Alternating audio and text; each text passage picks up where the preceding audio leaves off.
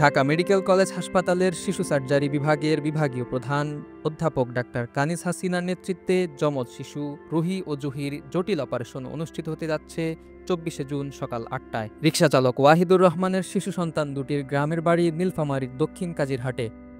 জন্মের পর রংপুর মেডিকেলে দেখানো হয় শিশুদের, পরে অবস্থা বিবেচনায় তাদের ঢাকা মেডিকেলে পাঠানো হয়। সংক্রমণ এড়ানো, পুষ্টি নিশ্চিত করা ও অন্যান্য জটিলতা প্রতিরোধে শিশু দুটিকে কেবিনে রাখা হয় হাসপাতালের নিজস্ব অর্থায়নে।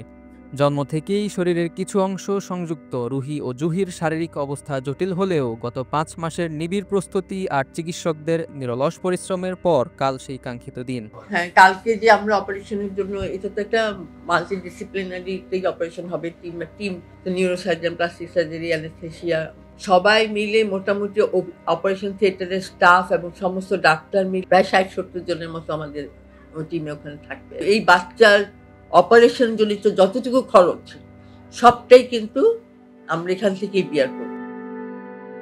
ঢাকা মেডিকেল কলেজের চিকিৎসকদের সমন্বয়ে গঠিত হয়েছে 5টি বিশেষ মেডিকেল বোর্ড। বোর্ডের সিদ্ধান্ত অনুযায়ী সময় নিয়ে এবং ধাপে ধাপে সব জটিলতা পর্যালোচনা করে নেওয়া হয়েছে অস্ত্রোপচারের সিদ্ধান্ত।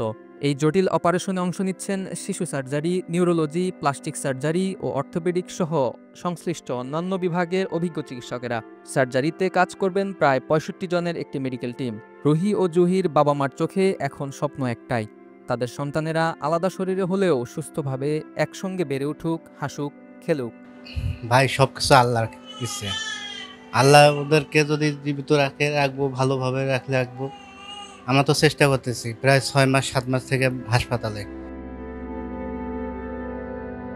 এই লড়াই শুধু চিকিৎসাবিদ্যার নয়, এটি মানবতা, দায়িত্ব আর আশা নিয়ে পথ চলার গল্প।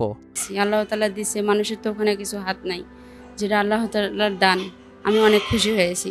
এখনও আল্লাহর কাছে আমি ভরসা রাখছি যে আমার সন্তান দুটোকে আল্লাহ তাআলা যেভাবে দুনিয়াতে পাঠাইছে এভাবে সুস্থ সবলে আমার কোলে যেন ফিরাইয়া দেয়। তাইমিয়া ইনান, ডক্টর টিভি, ঢাকা।